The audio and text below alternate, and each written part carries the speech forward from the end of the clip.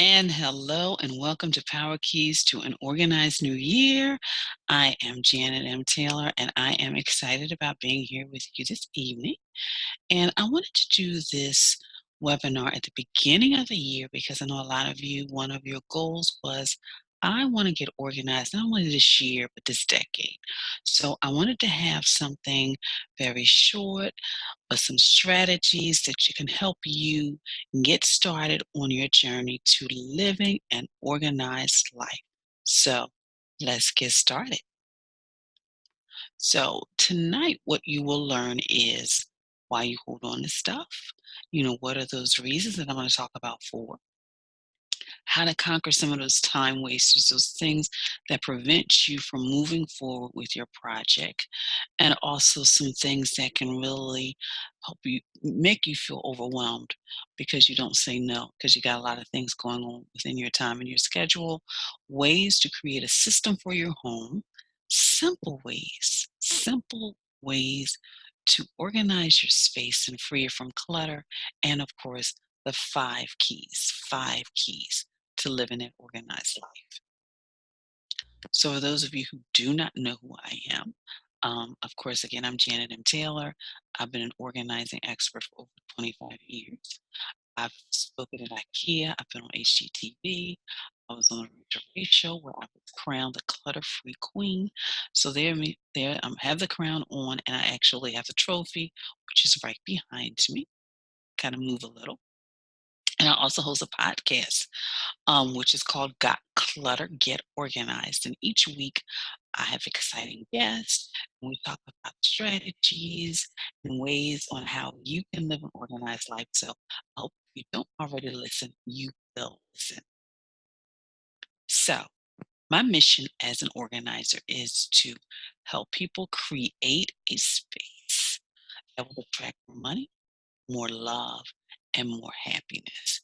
More money because your information related to your finances and your assets and your property will be more organized, and therefore you'll be more in control over what you have to manage. And of course, for love, because you will come home to a place that you will truly love, which means you'll give yourself more love and more happiness because you will be able to surround yourself not only the things you love, but the people you'll be able to share your space with those people as well. So that's why my mission is to create more space so you can attract more money, more love, and more happiness. So why do we hold on to things? And this is just four reasons. There's lots of reasons, but these are just four. Hoarding. Hoarding is when you have that thing, I don't have enough. I won't have enough. And usually, a lot of times, different things can happen to different people. Some people are traumatized by war. One woman came to another workshop I had, and she was traumatized by war. But after the war was over, she started collecting things because she felt like if there's another war, she wants to be ready because things were scarce. Well, she finally realized that things were okay and she was able to let go of things. Sometimes that can trigger a person to hold on. Then, of course, that deferring and delaying decision. And that's when I'm going to read the newspaper tomorrow. I'm going to open the mail tomorrow. I am going to, um, take things out of the bag later. I got home, I'm tired. I'll just put them aside. But what happens is that's when clutter slowly begins to creep up on you because when you delay in opening mail gets piled up. When you delay in taking things out of bags, they may get piled up and then the doorbell rings, you got to shove them somewhere, and then you forget you bought it and then you go out and buy something else. So it's just a cycle.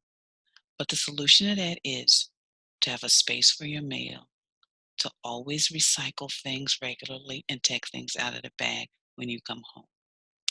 Then there's that perfectionism. Well, I want all the same color hanger, I want fuchsia hangers, and I want all the same color containers, and I want everything to look like it does on a Pinterest board. Well, first thing you want to do is you want to purge before you purchase. And then you want to use what you already have because you may think you need a purple 100 purple hangers when maybe you only need 25 because you're getting rid of things. So before you try to create this illusion of perfection, get rid of things first, figure out what you have, and then move on to creating that space and that feel that you want. And the last thing, of course, is sentimental. I shared a story of how I was in my 30s before I got rid of my prom gown. But we want to hold on to things. We want to hold on to memories. We want to hold on to whatever piece of the past. And sometimes you need somebody gently nudging you into the future. For example, one of my clients had a T-shirt, and I said, she's like, I'm not ready to get rid of it. And I said, well, when was the last time you wore it?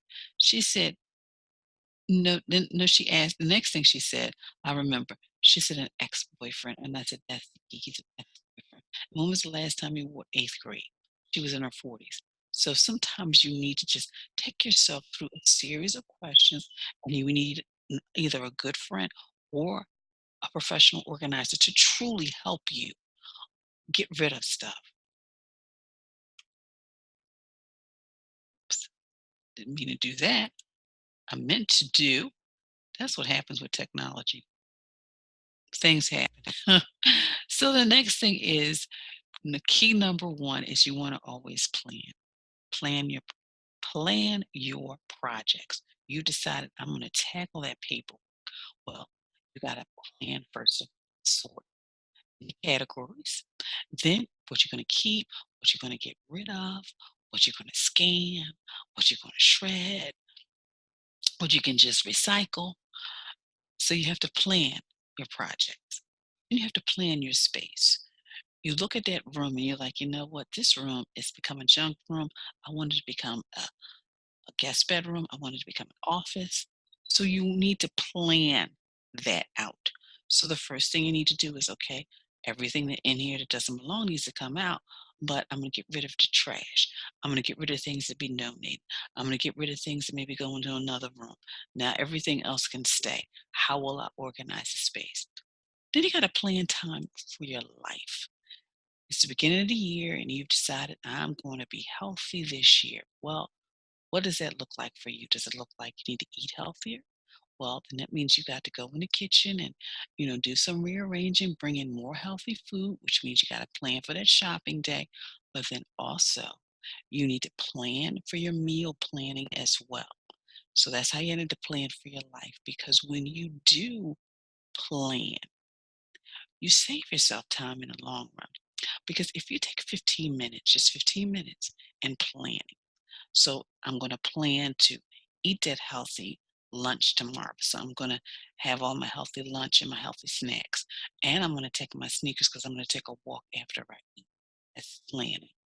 But I'm making sure everything is ready. So when you go out the door, you're all ready for the day, for your work, for your healthy lunch, healthy snacks, and that walk during lunch. But then also, if you want to plan, if you spend an hour in planning, that saves you 4 hours in execution because you decide, you know what, this space is going to be a new second guest bedroom, a second bedroom or guest bedroom. So therefore, I am going to take everything out that needs to be trashed. Day one.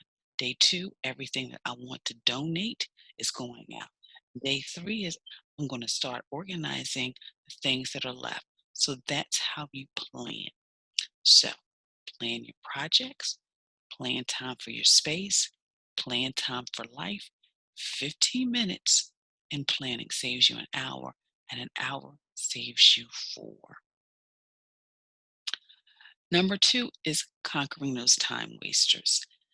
And, people who multitask are less efficient because they're going from one task to the next to the next. I'm going to do my emails, but over here, I'm going to write something or I'm going to do something like this. And this also happens when you're organizing too. I'm going to do the junk drawer, but oh, look at this pile. What's in this box? Or what's in this bag? Focus, energy, because you're losing time. You're going back and forth. But also, I tried it.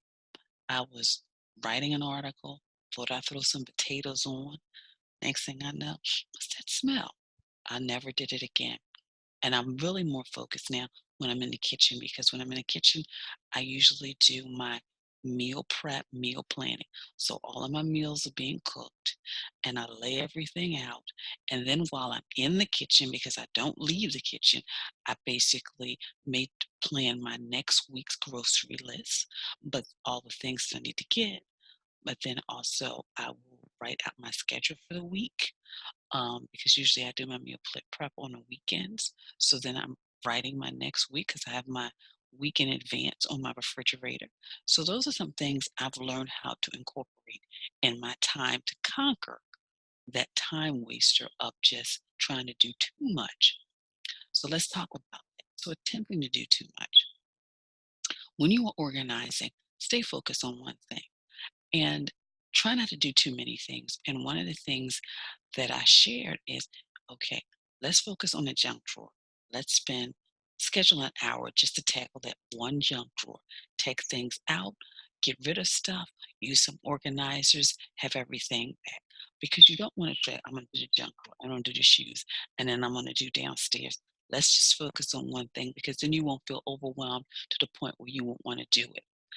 Then the next thing is our inability to say no. And this comes with our time. And our times and our calendars and our schedules become just as full as everything else. So, with that, you want to really create a boundary for yourself so you can do things because maybe you're going to school, you're working full time, you got kids, you got the dog, you're caregiving for your parents. You got to take all that into consideration when you start saying yes to all that other stuff. If you need to saying no to others means saying yes to yourself. So it's mean, you know what, I can't get involved right now with that. Keep me in mind for the future. That's all it is, creating a healthy boundary for you. And then, of course, procrastination. Because you look in that room and you're thinking, oh my goodness, I cannot tackle that room. Well, what you need to do is you need to just break it down. So I shared with one client, she's like, Janet, that room is just a mess. I said, I want you to take some empty bins and label them clothes, label them paperwork, label them personal care toiletry items, and other. And all I want you to do is just go in that room and just think through containers. I don't want you to decide whether you need to keep it, toss it, recycle it, donate, just. And I said, that's the first phase. And she said, you know what? That was so easy. I said, that was just breaking it down. I said, now I want you to go to e-container and then decide what you want to keep because what it does is it gives you stuff already in one category.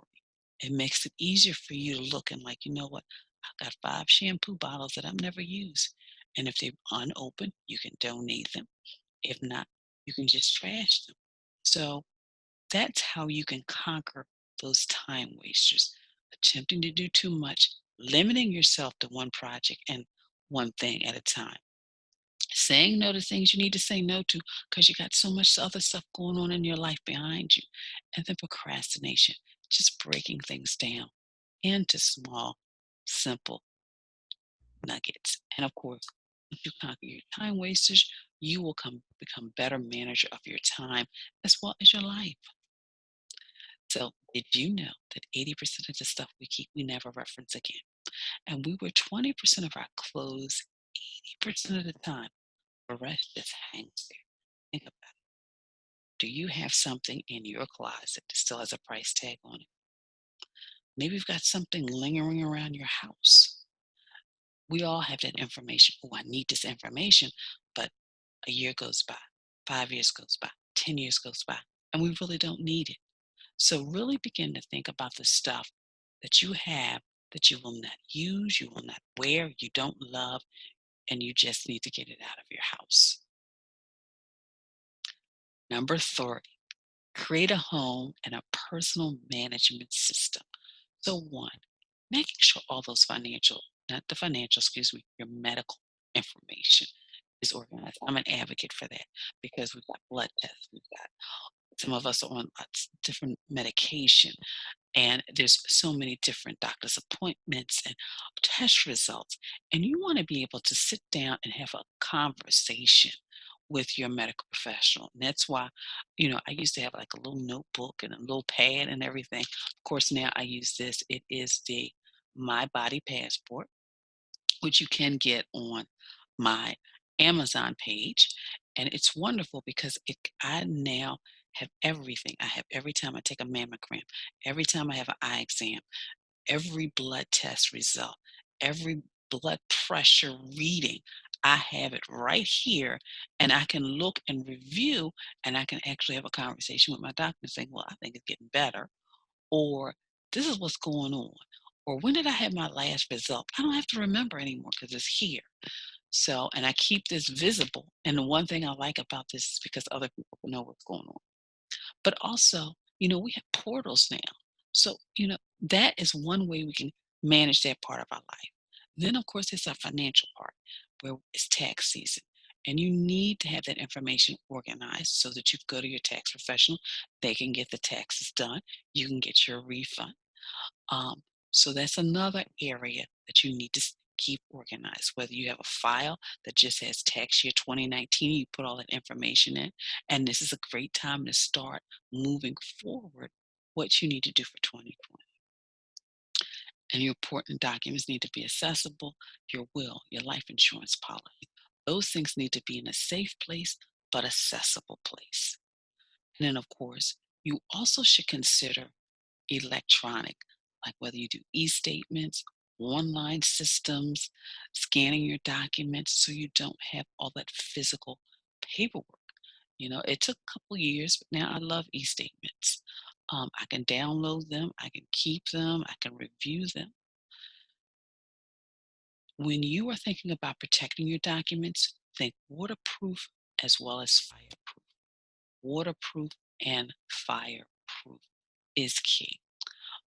You want to definitely do that because, yes, you want things fireproof, but also the fire company comes in and they're going to put a lot of water over everything. So you want things waterproof as well. And you want to have a retention schedule. So once a year, you want to be able to get rid of so much tax information that you no longer need. And then you also want to um, be able to get rid of any other information you don't need. So that way you can kind of have a constant flow in your life. And then the last thing, weekly, bi-weekly, monthly. Monthly you can scan and shred. Weekly, making sure the mail gets handled. Just making sure you discipline yourself because that helps you prevent the piles from developing in your home as well as in your life. Number four, in creating an organized home, you want to eliminate the excess.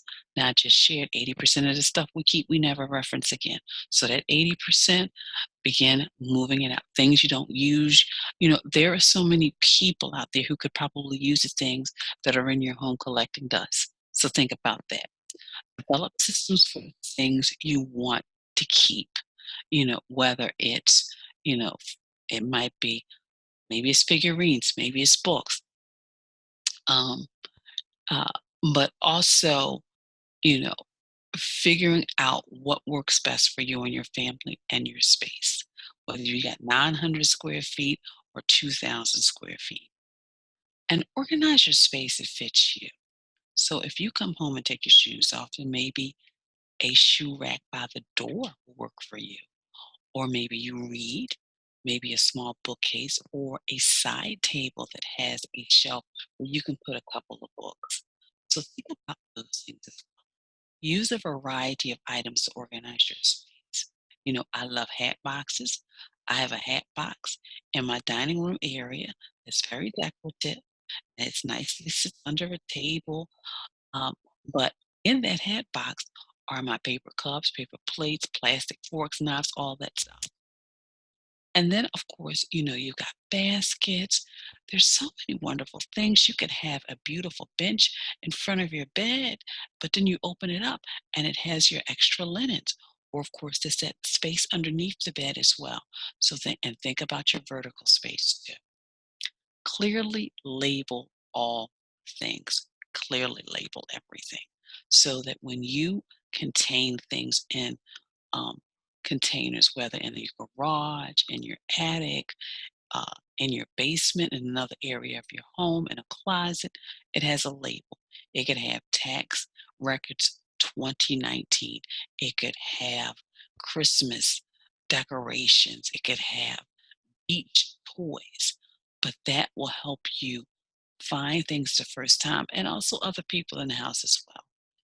And determine accessibility by how often an item is used. So if it's used seasonally, then you can put it high up or maybe far back. But if it's used regularly, you want to keep it closer to and purge items before you purchase. So I decided, you know what, I am going to go shopping for some spring clothes. Well, decide to purge some of the things. Or maybe you decide, you want to do some redecorating in your home. Well, are the decorations that you have right now that you're not using that 80%? Then think about getting rid of them. And the last key is stamp out the chaos. There's a process. Process each piece of paper at least when it comes in. So get rid of circulars that you don't need. I only need two. The rest go into recycle. Get rid of the junk mail. Get rid of the um, if you read the newspaper, put it in a recycling bin. Decide on a location for all incoming mail. It could be a kitchen counter. It could be in your home office. It could be by the door, but one location, not, I will just put it wherever it lands because piles are developed when you delay in making a decision. Give away. Give away as much as you can. When you bring something new in your home, give something away to keep that cycle going. Free up your space. Free up that space. Set aside time regularly to maintain order. You read a newspaper and magazine, you recycle it. Do seasonal changes as well. You know, get rid of tax paperwork you no longer need. And last thing is put things back where they belong. If you take something out, put it back. If you take something out of file, you file it back. Take something out of the closet, you hang it back up. You take something out of the drawer, you put it back. You take something out of the cabinet, because that will truly help you maintain order in your home and in your life. So, in closing, I just want to share with you that 80% of the stuff we keep, we never reference again. I want you to sit there with it. 80%. And we wear 20% of our clothes 80% of the time, the rest just hangs there. So I want you to begin to look at yourself. Like, are you the 80% that I will never use again? And we all have that 80%. We all have it because we've got something packed away in a closet, stuffed in a drawer that we will never ever use again. So think about that. Think about that as you begin to organize your home, your life. What do I need to get rid of? And even if you just get rid of one thing a day or even one thing a week, that is 52 items within a year. And I tell people, even if you spend an hour a week getting organized, that's 52 hours dedicated to your life, organizing your life. So think about that. So I truly hope that you have enjoyed this session. And I'm going to do more. I want to do one on time, and I definitely want to do one for all of you people out there who are self-employed and just how you can manage all the stuff that can be going on in your life and in your business as well. So I would love for everybody listening and watching to take advantage of a free 15-minute strategy session because I want you to really understand the value of virtual sessions. A lot of people feel, well, I need you right here by my side. Well, a lot of times through the wonders of technology, I can see your space. And once I see your space, I can really tell you how to get from cluttered to clear. So please go to the website, click the orange button and schedule a free 15-minute strategy session with me. And of course, this is how you can connect with me. You go to my website at janetmtaylor.com. I'm on Facebook. I am very active on Instagram. And for those of you who have not listened to my podcast, I Clutter Get Organized, I would love for you Tune in each week. I work hard to have a guest. A lot of times, I have fellow professional organizers giving their perspective on things and how you can organize your life from your hobbies to your kid stuff to your home office to so much more. And of course, now I'm going to take questions. And I did see one question on regarding what did they think was best, either paper or digital. And I think it's a person because some people are very um, how do I say? They feel comfortable with their paper, and that's okay. But I feel if you have a small space, I would not advise you to have a lot of paper. I would advise you to slowly transition yourself. So if you've already getting e-statements, that's great, and just saving them on either a hard drive or your cloud or flash drive. So that will at least give you that sense of security that yes, I have access to my bank statements, but I don't have a physical copy.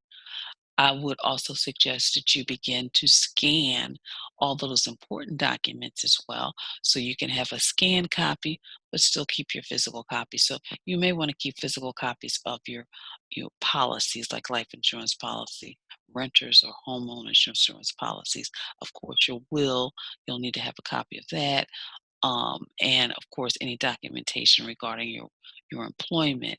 But then there's other things like financial statements and things like that. You may want to have a electronic copy, and of course most of us pay our bills. They send out e-statements, and some people still get a physical bill. But that may be a way. So that may be those things that are not you don't feel are of utmost importance, like your any types of bills you pay regularly, that you're still getting a physical copy, maybe you can start just transitioning to getting electronic copies of those. So, of course, if you have any other questions, please feel free to reach out to me. I would love to hear from you. And of course, you know, take advantage of the free 15-minute virtual session. I would love to hear from you and check out my podcast. So I thank you so much for joining me. So until next time, you have a clutter free day.